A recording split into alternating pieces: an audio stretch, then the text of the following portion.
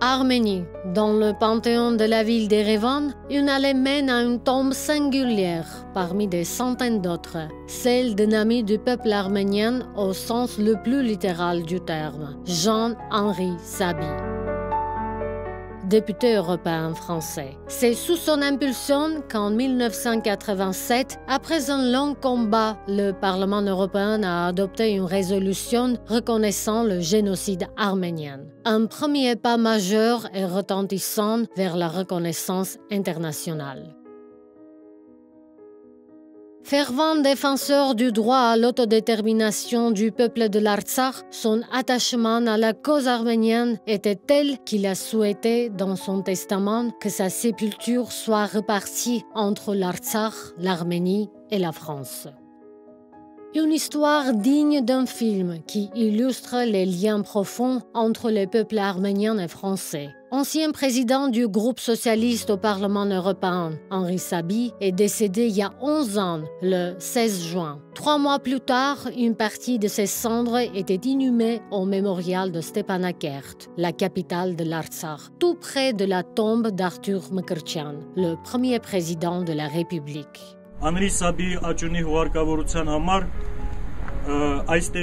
Le choix de ce lieu pour l'inhumation d'Henri Sabi n'est pas le fruit du hasard. Dans un avenir proche, un mémorial dédié aux victimes du génocide arménien doit s'élever à proximité de cet endroit. Par ce geste symbolique, Henri Sabi entendait prouver que son combat se poursuivrait par-delà la mort. Car pour lui, la reconnaissance du génocide n'était pas seulement une question arménienne, mais une lutte pour les valeurs universelles. C'était son domaine, l'étude des génocides, et il ne s'intéressait pas seulement au génocide des Arméniens, mais aussi à celui du Rwanda et à tous les autres. Il considérait qu'il était de son devoir de lutter pour la justice. Je lui suis reconnaissant d'avoir défendu notre cause avec une telle ferveur. Poser un tel acte dans son testament, vous imaginez à quel point il aimait les Arméniens? C'est un véritable symbole de dévouement. C'est stupéfiant.